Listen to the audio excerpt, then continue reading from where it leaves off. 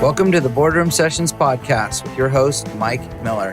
In these sessions, we get to meet up close and personal with the best and the brightest technology leaders and executives in Southern California. We learn about their backgrounds, their business models, and their challenges. We learn about their goals and what makes them tick. Hope you enjoy. In this Boardroom Sessions podcast, we meet Devin Hornick of KORE1, one of my great networking buddies and one of the most connected individuals I've ever met. In this podcast, we talk about the state of the jobs market in Orange County. We dish up some career advice. We discuss some emerging technologies that are hot right now. And we even make a few style tips for the modern workplace. So give it a listen. Hope you like it. Devin Hornick, welcome to the Boardroom Sessions podcast. Thanks for having me, Mike. Appreciate it. No problem. So Devin, you and I have known each other a long time. We have. We work together very closely on a couple of different fronts here. And you'll be no stranger to most of the audience here, I don't believe. I think most everybody will know you or shortly know you. So looking forward to that. But Devin, let me give a little intro. So the Devin I know is a husband, a father, a musician, surfer, dirt biker, technologist, avid networker, and a businessman. Just to name a few things. Those are all correct. Worship leader, all kinds of fun stuff in there. Absolutely, yeah. Love to do all those things. Keep it interesting. You know, family being number one, and sometimes seems like they're number two, considering all the time we put into everything else. But I think you and I both do things for the same reason. Yeah, for sure. So today we're going to talk a little bit about some of those things, but most importantly, I want to talk about, and I want to bring our listeners up to speed on what it is you do for a living, because that is going to touch on several of our technology-themed backgrounds here. So What's the business model at KORE1? Yeah, KORE1, thankfully I've got some really good business partners. We're four of us, equitable owners, and with those guys, we run a very successful technology recruiting firm. Combination of contract recruiting, direct hire, and I think I'm the only one at the firm that does retained search. It's across all technology platforms, infrastructure applications, a lot of SaaS, a lot of cloud right now, of course. And the model really is we've grown organically. We've also purchased a few businesses which have been really successful over the last year. And I think that's kind of a direction we're leaning now. And we've got 7 offices in total, 5 here in the States and 2 overseas that support the entire delivery operation. And by delivery, just getting the right talent, getting the right candidates to companies and clients. That's awesome. And so there's no shortage of business, I know, because your clients are my clients oftentimes, and we share the same individuals, which makes our relationship even more tighter. Yeah. And so you and I, a little bit of history. You and I met a little over 5 years ago. I had originally asked a couple of my first clients as a consultant who their most strategic partners were that they dealt with in Orange County. And the recruiters came up, right? And Tom Keneally's name came up in particular in one of the accounts. So I sat down and met with Tom, who's a partner at KORE, right, at KORE1. And so Tom said, that he'd like to network, but he isn't the best networker. And so I'm probably the wrong guy to meet, is what Tom said to me. To try and help you, Mike, find some new clients or to do something systemic. However, they had just made a relationship with a gentleman named Devin Hornick, and that you two guys are 2 peas in a pod, I think was the quote. And so you and I sat down over sushi at lunch and realized that we were brothers from another mother. That's it. Right away. Absolutely. Yeah, I think I sort of sit, if you can picture a funnel, I sort of sit at the bottom, the tiniest part of that funnel shape, and a lot of those things end up on my desk, and most of them really good. I meet some really cool people through either my partners or partners like you. Kind of consider many people my partners out there, and it's nice to be thought of. Yeah. And so when we sat down, we started talking about ways in which we could work together, right? And it became evident to both of us calling on the same guys, right? For one, the CIO, VP of IT are the folks that we're both calling on, folks that we're both able to help. We're in the middle of our situation to be able to help them and get to a place where we can help them. And as a result of that, we put together a list of folks and a group that you had that needed some attention to it, right? Called the OCTP, the Orange County Technology Professionals Group, right? That's it. And so tell the listeners a little bit about the OCTP. Yeah, OCTP, interestingly enough, is sort of part of a family of LinkedIn groups that were started by a local financial planner and financial advisor named Stephen Moses with Merrill Lynch. And Stephen's claim to fame in a lot of ways, aside from making his customers millions of dollars, was starting something like 45 to 50 groups. But he was unable to run the groups because, as an advisor, you can't really accept money for sponsorships and all kinds of SEC regulations. So he came to me and said, hey, you need to run this for me.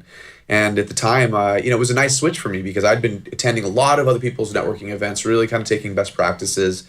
What were they doing that was working? Did I like the feel of that one? Did I not like the feel of that one? Was it specific or special enough? Was there anything unique about the group?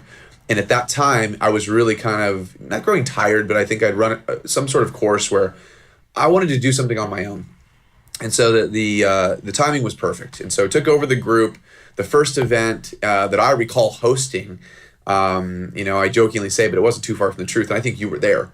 I think we had about 5 people show up, and I think 3 of them were lost. It was a Christmas party at the Ten Sushi, I think, right? I think they were lost, and they stayed, but we had... It was one table off in the corner. It was, and it was a lot of fun. That was the start. That was the beginning of where we are now. And, you fast forward all these years later, you and I collectively have created a group that had 1,500 members on LinkedIn, but we shrunk that thing down to about 600, making it all technologists, no life coaches, no real estate agents, insurance brokers. Nothing against any of those folks, but they weren't really necessary or unique to our group. And so, in order to make the group unique, we needed to make it technologists only.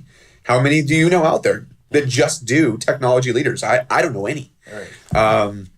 So in doing so, we shrunk the group down to about 600, and we've grown it back up to about 900, and consistently getting 100 plus RSVPs for and I think both of our networks really lend to that leader level. So while it's open to all technologists, I don't think we necessarily see that many software engineers or infrastructure engineers or cloud engineers. We see a lot more professionals that are leading those initiatives rather than supporting them themselves. Yes. And the one thing that I consistently get told, and you and I both get told in notes after the events, which I think is a special touch for people to want to give back and give us that kind of feedback, is that they very much enjoy the fact that it's their peer group. It's their peers. They get a chance to talk amongst themselves. They're not solicited to. They don't have somebody throwing business cards at them, trying to book lunch with them, you know, afterwards. There are sponsors there of the event, but it's a very soft kind of spoken conversation, and most of their needs get taken care of because there's plenty of opportunities created just systemically and naturally. And absolutely, that's what's beautiful about the group, I think, is it just flows. It just flows very well. Yeah, there's definitely a nice flow to it, and I think that the people that attend, as you and I always say, if you keep giving and offering your support to others, then nobody will be in want. And I think that everybody as part of OCTV experiences that on a monthly basis. Yep. And, kudos. So the group is just booming. And in 2018, we had some CIO panels. We had a couple of forums. We had some really good events. And in 2019, we're going to step it up, I'm certain. Looking forward to that. Yep. Take it to a whole nother level here around technology. And on the topic of technology, this is the Boardroom Sessions podcast, so we're going to get there. You do something pretty unique, I think, for a recruiter, in the fact that you keep one of the ways in which you keep abreast and keep your clients fresh with information is that you send out technology reports, right? Sure. Ones that are on local market space, ones that are on the national market space. You give salary guides, you give things like that. How do you stay abreast of the technology? Sure. I mean, I think it's a combination of a lot of different things. I mean, I'd run out of fingers if I was counting all the variables that go into creating those things and staying on top of the market and on top of trends. But speaking with guys like you, I mean, speaking with my friends, speaking with people that I trust on what's happening, what are your clients doing? Kind of comparing that to what my clients are doing. And of course, I can see trends simply just by the types of orders we're receiving. And by orders, job needs, hiring needs. And lately been seeing a ton of cloud, as you might expect, and migrating things from on-prem, web-based, platforms, getting them over to to cloud platforms, a number of them, whether it be private or public. And so that obviously is a trend that is quite obvious. And of course, we aggregate a lot of data to make sure that the compensation ranges are accurate. All we ever cared about before was Orange County, but now we've got 5 offices nationally, and I think we're forced to sort of take a greater purview into what's the nation doing, and it's been really interesting. There are states that are a lot more on par with where we are now than ever before, like from a Texas. salary perspective. Absolutely, we always thought we were saving money in different places. Go to Texas, you can no state income tax, you can make a lot more money and keep more of it, but they're 20%, 30% under where we are, and that's not really the case anymore. Is kind of shown by some of these guides we put out. But while the data is all wonderful, and I don't know how popular this is among most groups out there, because they probably don't have the experience or the volume of hiring needs to be able to do this, but we'll take all the national data, we'll slice it, dice it a million different ways, and we'll lay it out on a piece of paper and go, does this even work in our market? I mean, this is national data, right? It's coming from 13, 14, 15 different sources. Mm-hmm. And we're taking medium numbers, mean numbers, we're taking, maxes and minimums and senior, junior, mid-level, you name it, and we're breaking things down by front end, back end, or whether you're cloud or whether you're just a standard, vanilla on-prem network guy or gal, But I think that what we do is we look at that and say, these are like 20% under what anybody's going to pay, for this. We need to up this. Right. And so we don't just arbitrarily start changing numbers, and changing data and then still claiming that same data, but we definitely tweak things here and there. And I know from past years, I sent a salary guide out in November 2016 as we're entering the 17 year, or 2017 entering the 18 year. Yep. And within 5 minutes of sending that salary guide out, it's out of date. Right. And we've the market has moved 20% north, and so I think we've learned from those errors, if you will, and made some changes to help accommodate for that. But most of my leaders, data-driven results are the most important type of decision-making factors they can use, right? Absolutely. And so giving them that data and being able to make decisions on hiring costs and hiring salary guides and things, that's important. They find it super valuable. It's really interesting that the responses I get are so positive. It goes out to a lot of people, and I think every year people have come to expect that from me, and from my group. I'm not the only one who sends it. I think most people send links and they want to get a response back so they can have a meeting. I don't have the time for the 4,000 meetings that I would have from it, but I just give it to everybody, and I think that it helps them to budget. To maybe even look at what they're currently some of those compensation discussions, and are we even close? And then of course the caveat is, if you're not sure, if this guide isn't making sense to you, if it's not in line with what you're doing, talk to me. Let's have a real life conversation about what we're seeing in the past 20 similar searches and what they cost. Yeah. And so I'm going to take a shift here for a second and talk a little bit about the personal day-to-day technology, right, that we use in our day. So as a guy who places people that are technologists, and we will jump back into the cloud and hybrid roles that you're seeing going on right now, but as an individual, highly productive, very busy, 4+ appointment day, phone to your head at the beginning of the day to the end of the day, that you are, Devin. Absolutely. And a lot of us are. You are unique in my assessment in the fact that you adopt some really cool tools. A lot of people play with toys. You adopt those digital devices, if you will, and make them part of your business flow. Right? Yeah, absolutely. So I'm sitting here at a desk right now at the boardroom at SidePath office, and you have a wearable, which is that an iWatch? Yeah, it's an Apple Watch. Apple Watch. Latest series. And you have the iPhone. Yeah. And so you are the guy that I know that talks to his iPhone more than anyone else. So I'm a notes guy. I'm about as old school as you can get. I still walk around with a Franklin planner. However, you talk to Siri and you have Siri do things for you, and you keep meeting minutes and things. Tell us a little bit about some of the technology that you adopt in your daily flow. I'm perfectly disorganized. It works for me. It's kind of a strange organization to anybody else. Like most people's plans and methods. You look at it and you're like, that's not going to work for me. Mine is a combination of notes. I love old school, and I take a lot of notes, and I have a lot of sheets of paper and notebooks that I run until that ends, and I go to the next notebook, and I definitely have a process. But to aid that process over the last number of years, I've certainly adopted more technology. And it could be something as simple as just being in the car and asking Siri to give me a quick reminder in 30 minutes to call Mike, or hey, don't let me forget to sign that master services agreement, or need to check on that cloud migration. Where are we in the process with those project managers? So it could be a lot of different things, and it's just a quick reminder. It might throw it onto my watch. It might throw it onto my phone. The one thing I don't have sitting here are those new Apple AirPods. And for those who don't have those, if you've got an Apple phone, best earphone in quite a few years. There it is, pulling it out of the pocket there. So yeah, absolutely love those. It's nice. But the combination, I tried to use some Evernote and some other types of, OneNote I use a Surface Pro. I'm probably one of the few people that like kind of the hybrid tablet laptop is my main, my main so computer. You type on a tablet in front of clients. I do. Yeah, so I'll bring it with me, and I've got one tablet kind of for those meetings I can kind of draw with, and I've got another tablet that's more of a laptop. But I made that switch from pure PC, Mac or PC, over to more of that tablet kind of hybrid form a couple of years ago, and I don't think I'll ever go back. Right. So yeah, I try to adopt these things. It's been helpful. Yeah, it's different than most people that I interact with. I see the way you talk with Siri, and it's inspiring to me because I have to stop and jot notes, right? Sure. And that's old school.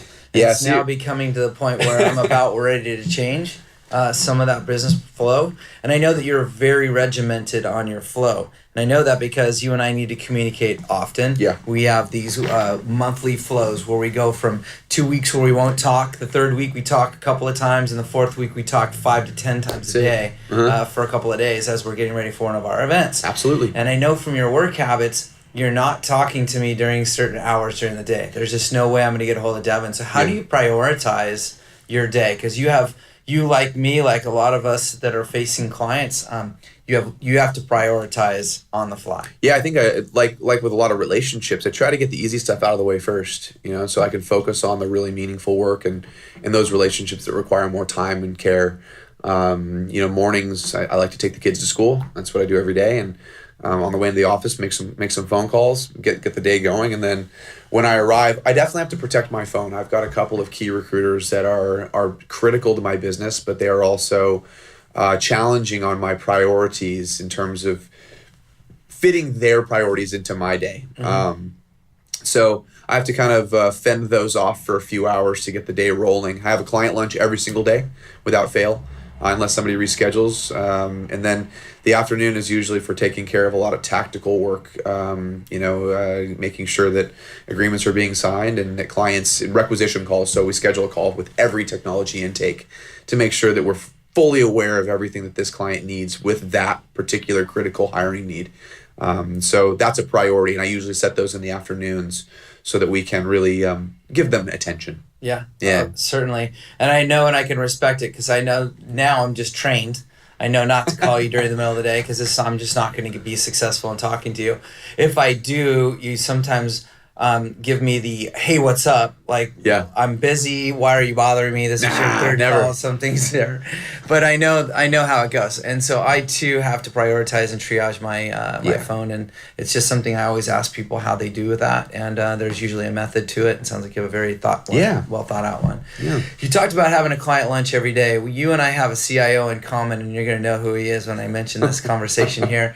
But that CIO is in transition at one point. And he consistently reminds you, and he reminds you in front of me often, that you were the only guy that was there to buy him lunch when he was in between roles. Yeah. And you and I have had this now as a battle cry of ours, right? Absolutely. To reach out to that individual who is in transition and do anything and everything in our power to try and make introductions. And that's not necessarily a business model of yours. It's definitely not a business model of mine to help somebody find a role. However, you and I have both gotten some big stuff from the universe out of that, if you will, right? Yeah, I think that, a kind of a common misconception is that, that recruiting firms like ours find jobs for people. And I think it's similar, but we find people for jobs. You're like, well, that's the same thing. It's not. It's different. So, but years ago, when the market came crashing down on all of us, and I don't think any of us were immune to that economy, I didn't have a lot of opportunities to place anybody anymore. The market was so devastated that nobody had the money to pay us to find somebody. They were just finding them on their own. So I switched gears in 2007 and 8 and really started reaching out to people that had been laid off, taking them to career ministry groups, whether they be through church or local businesses, sharing all of my techniques and strategies and skills and experience that I'd learned over the many years that I've been doing this business, and taught them how to do what I was doing, but do it for themselves. And I mean, little tricks of the trade. I had a couple one-pagers. I was called, what was that one-pager called? It was called, I think it was called Job Hunting in a Box, or something like that. And it was, I can't remember the name, but it was cool because I'd go to these places and I'd speak, and then somebody would go, would you come to my place and can you speak with another 30 of my friends? And so I would do this over and over. Fast forward all these years later, it's given me the opportunity to place over 1,000 people pro bono. And so, a lot of those people, many of them have said, well, how do you make money? If you're placing me for free and you don't want anything. And I always said, it's not about that. It really isn't. And the world will come back. I serve first, I serve second, I receive third. And people cock their head and they look at me like, what does that even mean? And I said, that means I serve twice as much as I receive. That's just simple math, two times more. And I think been very, very blessed in those years to receive a lot of reciprocal activity. And I did not intend to. It was never an intent. It was just something to do, to use my time wisely. And 3 years had passed, and I got my first call. And somebody said, I want to hire some people. And I said, oh, that's great, man. Glad the market came back. And he said, no, I think you're missing the point here. I want to hire them from you. And I said, oh, wonderful. Well, what do you need? Yeah. And so all these years later, it is literally, I'm 110% referral oriented, and it is simply by serving. It's the only thing I do is give, and give. Can't always satisfy everybody, and naturally, I know you know what I mean. We sometimes disappoint people without even trying. But I think the heart is there, the right intentions are there, and if you do them for the right reasons, good things will happen. And I only think you disappoint if you don't try. And I think the whole purpose that you and I serve in that capacity, and there's a never-ending flow of those folks, is to just help where we can, right? And absolutely.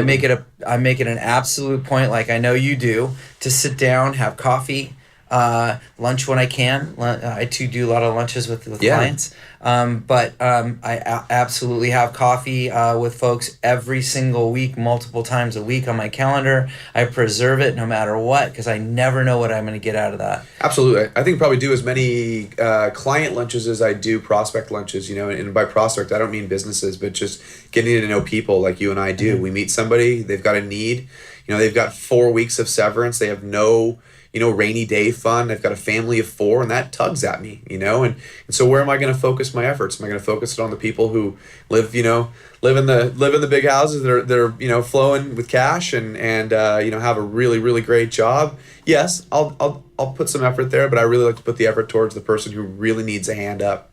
Yeah, and I find that I meet some really interesting people, right? Because you get a chance to break down the barriers when somebody's talking about what they want to do next. Yeah, right? Getting real, getting vulnerable. Yes. I think we have a lot more in common when we are in a vulnerable place like that. Yes, it's just it's an awesome thing to do. And I've had a lot of folks that have gone, "What what's the purpose? I don't see it." And you and I both have an absolute giggle at that every time we see it, because there's a much bigger purpose. And, I've kind of taken a new tagline in life, and I know yours is real similar around helping others. I have a tagline that some folks would probably quote, saying, "I'm here to help," right? Yeah.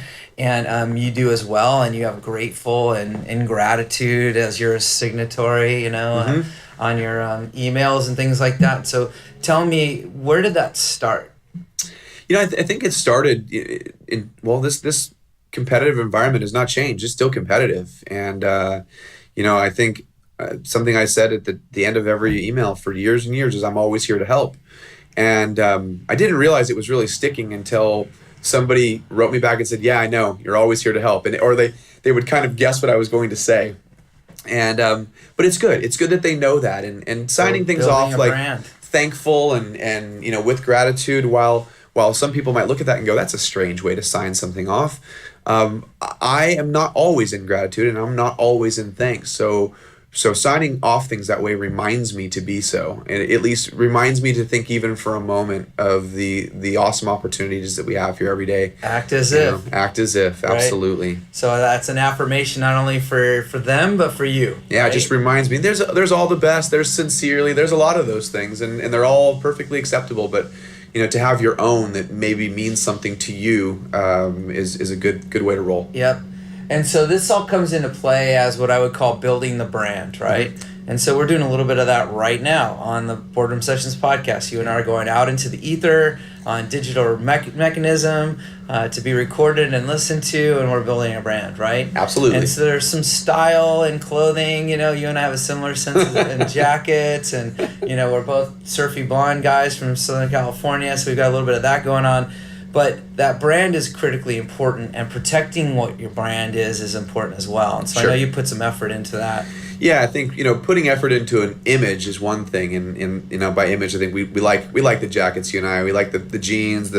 I in particular wear Vans. Pretty much every day with business attire, and it's become a bit of a thing where people are always kind of wondering what pair of Vans I'm going to have on that day. And I've kind of run my course now with all the Vans that they have out there. So I got to go into more custom styles, but that's just an image. I think when we talk about brand, while image is part of that, I think it's equally as important to have a brand where you're truly, as best you can be anyway, congruent. If you say you're going to do something, do it. If you say that you are, that you desire to help, well then help. And I think that's super important. And always being there to help, whether it be you or me, I think people trust that. I don't think it's just a tagline. I think that, when the phone rings, you answer it. It would come off very disingenuous if it weren't backed up, right? Agreed. And so I would say a testament is the fact that you and I can both pick up the phone, and certain people are going to answer the phone when we call. And so that means we're doing those kind of things. Yeah, I think it transcends, past business too. You and I have been at a number of, 40th birthdays and other types of parties out there that incorporate their families, and these hiring managers. They're not just hiring managers to us. They're friends of ours, and they're people that we care about, and we want them to be successful. In order for that to happen, we need to be successful for them. Yes. So let's talk a little bit about what you were just describing a few minutes ago around the marketplace here in Orange County, right? And so you're getting a lot of job requests right now for people to do what I would call hybrid cloud, right? Mm-hmm. And so is it that folks are now taking their infrastructure that they've traditionally had on premise or in a data center that they've got co-location in, Sure. and are now working on getting those applications out to public cloud and just don't have the right talent and staff for that? Yeah, I think that's pretty accurate. A lot of these groups that have these initiatives on the docket for this year, next year, not only do they not have the talent internal to be able to execute on something like that, but they do have partners out there. They've got, VARs, they've got implementation partners, they've got a lot of different people. And if you're working with the wrong ones, and there are a lot of wrong ones out there, you could stand to spend an exorbitant amount of money. So they almost all of them have a partner, even if we're going to place the right person internally. Mm-hmm. They're going to work side by side with one another. But, finding the talent for the next generation is really what we do. It's we also found the talent for the last generation, mm-hmm. and we'll find it for the next one after this too. Right. So, yeah. So that's a good compliment between what you and I do is I find those partners for those clients that need the work to be done. And then when they're looking to put people on staff to do it, that they've got long-term projects or even a short-term project, a 6 to 8 month long deal. You and I have been able to partner and make introductions. And yeah, we've had a lot of those instances where, you brought the right partner to your client, and then that partner said, hey, I need people. Sure. And I brought the right talent to that partner. Exactly. So they could deliver to your client. Even to the partner, not necessarily to the client. That's right. Good doing point. Both ends. Good point. So our networks are just really big because of what we do, and so we're fortunate to help each other out there. So that being said, you're a father. I'm Mm-hmm. a father, right? A lot of people here on the podcast are listening are as well. If you're coaching your kid right now and knowing what they do and how they utilize technology today, what would you be pointing them in the right direction if they wanted to get into the space that we're in? What should they be learning and thinking about today? It's a good question. I think I can almost think more to some young people that are kind of on that fringe right now of actually entering the job market. They're already in college, and we've got a few of them. Carl's one, that come to OCTP, and he's had his 2 sons and his daughter coming to OCTP for upwards of 5 years now. Yeah. And so these are expert networking youth, you know, Right. and they ask great relevant questions. What a forward-thinking guy Carl is. And so I'll just give the listeners here a little background. So Carl takes two of his college age, actually all three of his college age kids to our professional networking group, right? And there's no reason for them to be there other than to learn how to shake hands, have a conversation, learn when to interject into a conversation, and talk about technologies that are being deployed. I mean, these are some very large companies in Orange County. Yeah, they ask some great questions, and I do think that those answers to the questions have guided them in their current course of study. So some of those questions are, what would you tell a 21-year-old you? I couldn't believe that it's question. Such a great question. And as a result, these boys are, and his daughter, are studying very relevant, market skills. One, I believe, is in analytics, BI. The other one, I believe, is in security. So those, if I were to tell my son or my daughter to do something, that would be meaningful, it would be valuable, and would be interesting, I'd say things around security. And right now, it used to just be security was just network. I just needed to make this secure. It just spans across so many different mediums now. I mean, we've got web, we've got mobile, we've got cloud. The intrusions that we all have experienced in one way or another, whether our name was on a list or whatnot, they're scary. So these types of people, we don't have enough of them. I think I saw a statistic not long back that said something just above 80% of the nation's security jobs were going unfilled. Wow. That's a pretty concerning figure, and I'm thankful to work with certain companies, certain clients locally that are very, very interested and concerned about the dark web. And they have products and services that I place people to whether that be developing a platform or different algorithms to help find that data that's been stolen.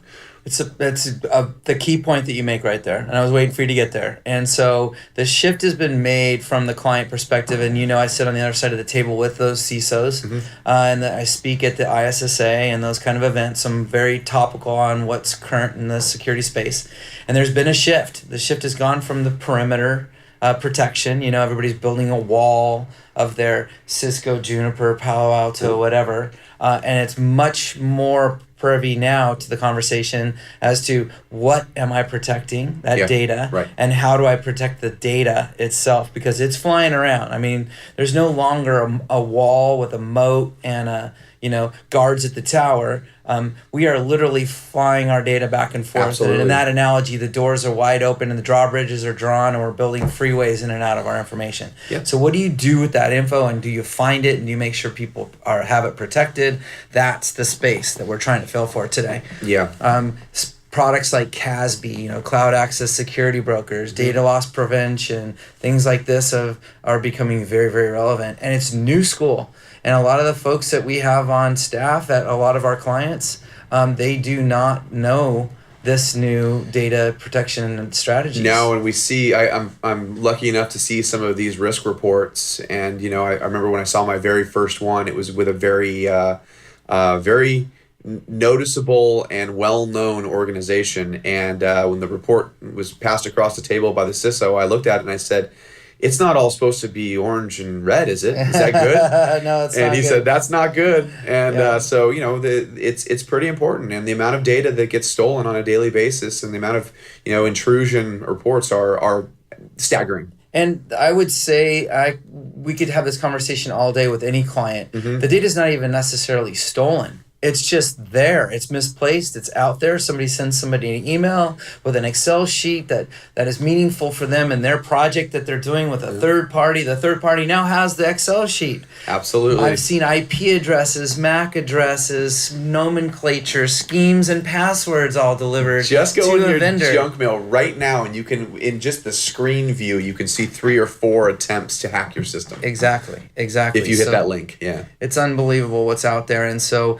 you and I both know, we've had those conversations with our clients, much more than gets propagated out there and publicized. There are folks that have had been under attack and have had to pay ransoms. Absolutely. Right? We had a CIO panel, or actually it was the CISO panel. It was. We had the CISO from AAA, we had the CISO from Pac Dental, we had the CISO from Ingram Micro, and the CISO from Invesco.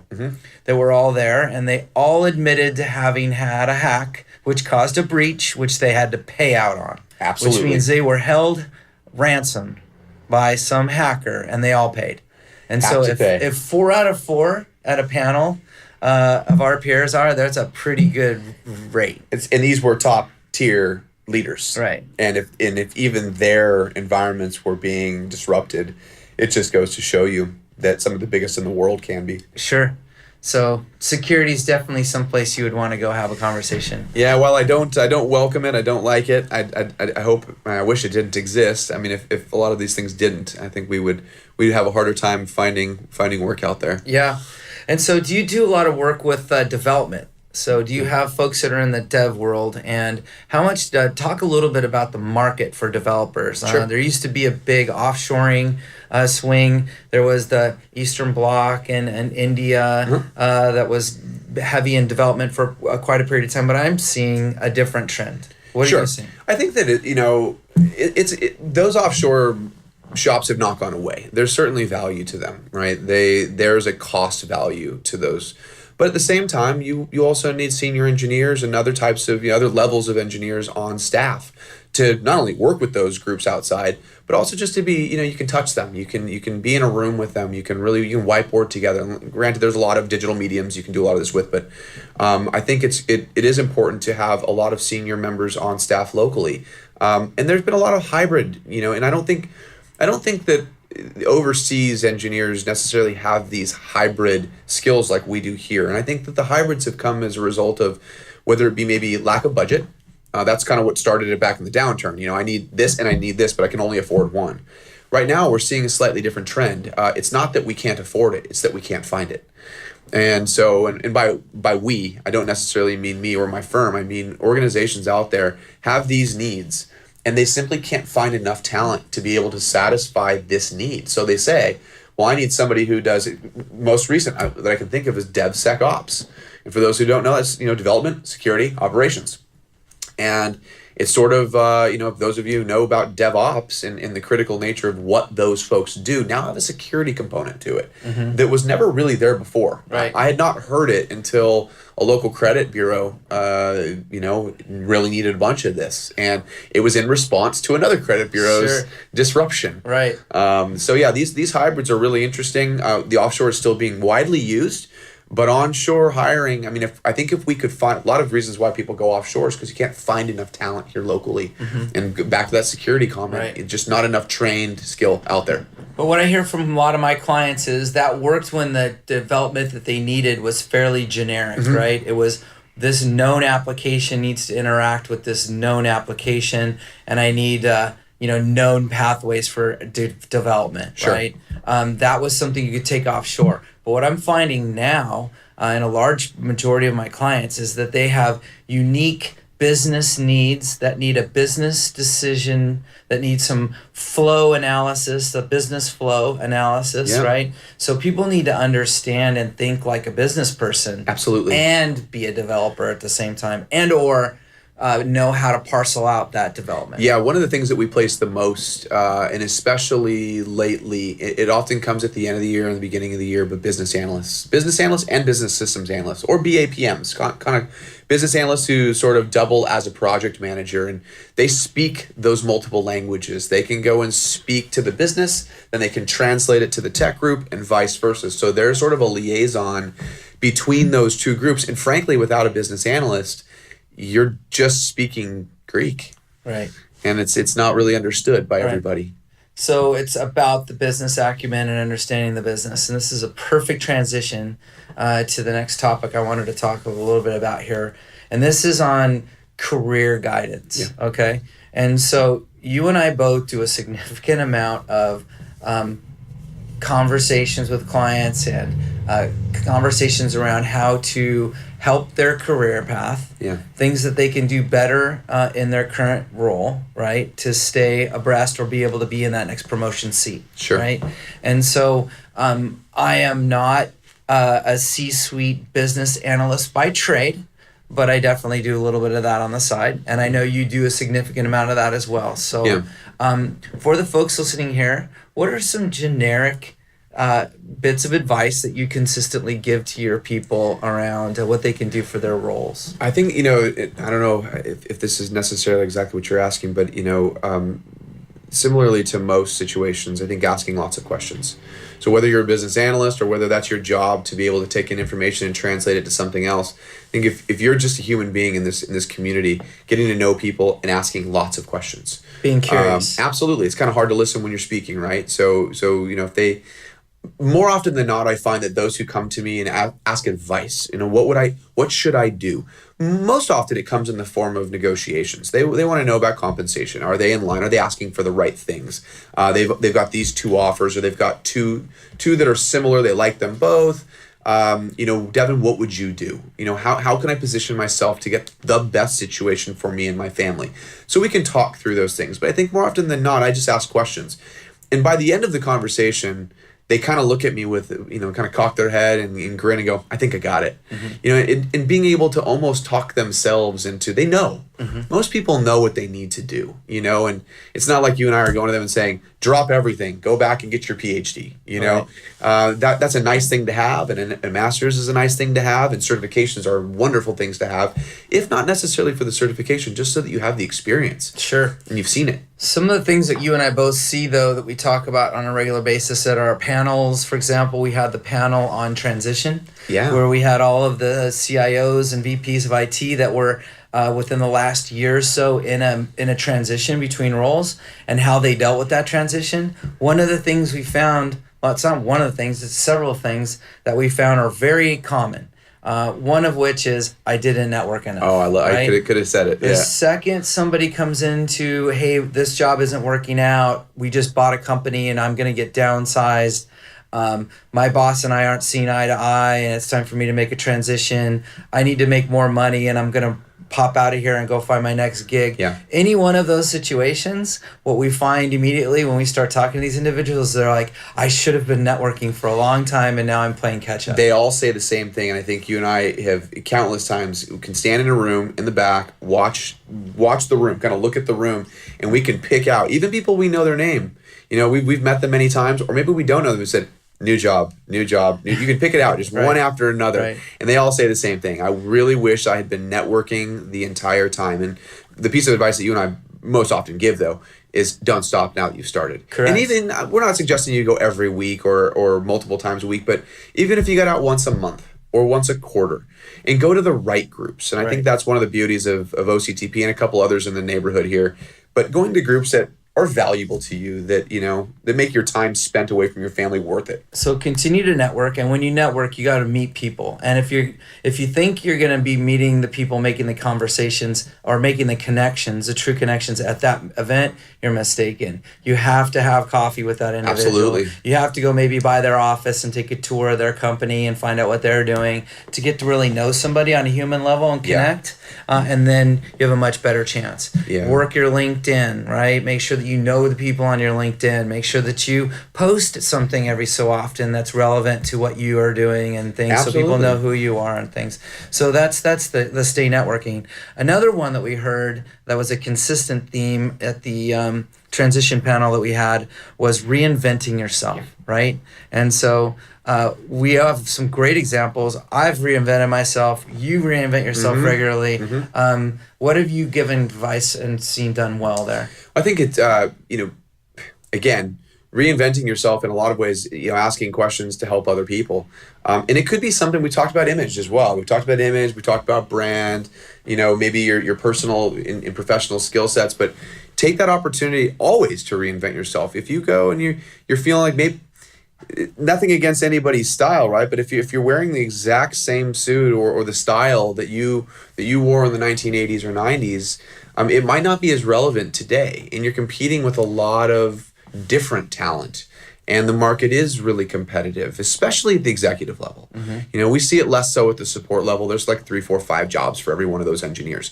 But at the VP level, which is most of the people who come to our group, there are a lot of VPs, a lot of C-levels out there that are really excellent. They're very talented people. So how do you look different? How do you come across differently? At our last event, I met a gentleman that I knew his name for a number of years, and he finally started coming to OCTP, and he said, "What do you think of my shoes?" And I said, "I think they're pretty rocking." And he goes, "My wife said I should look different." Yeah. And it was something very out of his comfort zone. He said, "I would never have chosen anything like this, but my wife bought them for me, and she thought I should look." Now I remember him. Yeah. I remembered the way he looked, and then as a result, I remembered the conversation. Sure. And very few people get a job at a networking group, right? So, like you said, having those coffees afterwards, establishing a stronger relationship. Who else should I be meeting? Yes. What can I help you with? Yep. Really, it's got to be collaborative, and it's got to be reciprocal. And the other thing that we heard was to stay fresh and relevant with the information, the technology information. So I hear this often when people are in transition is that, hey, we had so many projects going, so much and so regimented, and we were always behind with never enough time that I never could look into new technology and learn and study new things. I was busy with the projects at hand. So I was worrying about what we were doing today, and we had plenty of that on the plate, so we always stayed busy doing what we did. And I never got a chance to look around the corner and find out what else was coming, right? So I'm a big fan of the classics. I listen to Napoleon Hill and Jim Rohn and all those guys back in the day that were the original masters. And what they all said back then was 1 hour a day, every day, mastering my current profession. Yeah. If I spent 1 hour reading ahead, learning ahead, doing something outside of what I normally do and mastering my topic, I'm going to be the world expert on Absolutely. it in a few years, right? And so we can name some CIOs, but our big guy, David Baker, for example, he leads his technology meeting with his team every month with the 3 books he's read that month, right? Absolutely. So that means he's crushing 3 books a month. And which ones are most relevant, he's telling his team about to read them, right? Yeah. That's a leader. That's somebody who's leading on the technology and trying to get ahead. Yeah, if you're not doing those things, I think you can quickly become what we often call a keep the lights on professional, right? I mean, you are where you were 2, 3, 4, 5 years ago. And if you're not, a lot of professionals we talk to, at OCTP and just at client sites, they've set up environments in their house. They've taken a home office and they maybe set up a different environment. And how they're about playing. Your buddy Ed with the truck, with the van? Absolutely. I've got a buddy who's got a van. mobile office and he spared no expense on this thing, and he's pushing the limits of what's next and what do his clients need. He has a Sprinter van, folks. For all you that know those Mercedes Sprinter vans, he has one of those, and instead of making it a camper, this is a mobile, amazing leather-chaired, flat screen TV, audio conference bridge, video conferencing totally bridge. Modular. These chairs turn around. You can have face-to-face meetings. You've got, the center console flips up into a coffee maker. Right, I mean, satellite dish for the internet access, so we can run the meeting at the same time from anywhere. Yeah, he'll pull up outside of client sites. They'll come outside the front door and they'll have the meeting in the van. Yeah, they don't even need to reserve a conference room. Right. So yeah, he's pushing it, and I think that doing things like that and just kind of doing what's next, being different, is a challenge. Yes. So, in summary, when we were talking about how to stay relevant and fresh and how to work your career, it was to network. It was to make sure that you're reaching out to new people and finding new people. It was to make sure that you understand the business flow, the business process, to understand the new technologies and become a master on those things. So these are all things that we end up having conversations with folks when they're in transition. So these would be better if you weren't in transition and you were following them and you stayed ahead. So yeah, it's better to be ahead of it. If you can do these things and keep networking, if you're listening to this and saying to yourself, I should be networking more, you probably should. And I should be helping more people. Well, maybe you should. And or maybe you need some help and you've just been maybe reluctant to ask, to reach out to Mike, myself, or other colleagues and peers of yours. But don't be afraid. If you're not, if you're just staying where you are, you're not going to go anywhere. For certain. And so on that note, when we had our transition forum, one of the topics that you and I keep talking about, that forum in particular, was one of the more meaningful ones this year, I believe. There was a sub-theme around help and helping others. One of the CIOs, Sherry Parvenet, brought up the topic that when she was having conversations with people around who they knew and what they might know and how they might be able to help her, the conversations didn't really go that far. But as soon as she started having conversations with people around how she could help them, and maybe she had some contact that she could help them with, then the reciprocation came in a completely different manner or from someplace else, and that there was a correlation she noticed. There was a shift she noticed when she was there to help. Yeah, people open up when you offer support, and this community, especially in Orange County, has become a very reciprocal community. I think people truly want to help other people, and the only thing that holds them back is not a lack of desire. It's usually time, but there is time. I think you and I have proven that, and we're both busy. We run businesses. We've got our client work. We've got our families. But if you're not spending a little time, talk about an hour a day, right, advancing your skills, maybe spend 30 minutes a day seeing what you can do for somebody else. Yep. So 2019, what's on the horizon here? How's the job requisitions coming? You're a litmus test in my world. So there's two people that I know that I can pull and know how the economy's doing, right? So it's almost like a cheat sheet. I've got the guy who's staffing for roles. So there's either people hiring or people aren't hiring. That's a good indicator. And two, my buddy Dave Rhodes over at Blue Street Capital. Yep. He's funding deals all day long. So if he's funding deals, things are good. So what's the indicator? What's 2019 look like? We're really excited. I mean, we're reading a lot of economist reports like most people, and we're doing our best not to contribute to the marketing of a new recession.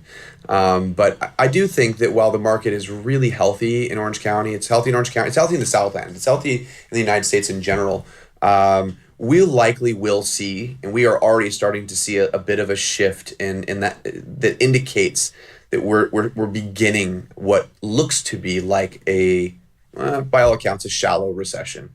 Less than a year.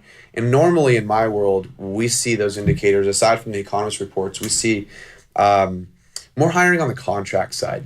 So less commitment. I don't want to go through all the trouble of bringing this person on as a full-time employee. I'd rather have flexible, hiring situations, staff aug, things of that nature. So that's an indicator that, and I'm seeing that personally because one of my main focuses is full-time direct hire. So those are those fee-based placements. Sure. I'm doing probably an equal number of contract, which in my career has never really been the case. It's not something that I focus a ton of my effort on, but it is something I've been focusing a lot on now because it is going to be the shift. And when the economy drops, CFOs out there, all the artists, all the artistic CFOs are going to use that CapEx, that OpEx, and they're going to go and get creative with it. And how do you get creative? You build new things. And how do you build new things? You hire people to build it, and you can write that off. So there's nothing really to be concerned about, I think, in this economy. We're very excited about what we're seeing. KORE1 in particular, we've been on 50% growth year over year, and we don't expect that to change even in the downturn. The only change will be there will be more flexible hiring situations. Sure, I don't see a change in 2019, except I see a change in roles, and I see a change in needs. But the change is still going in the right direction. Yeah, I also see some right sizing of companies, some of our favorite companies we've known for a long time.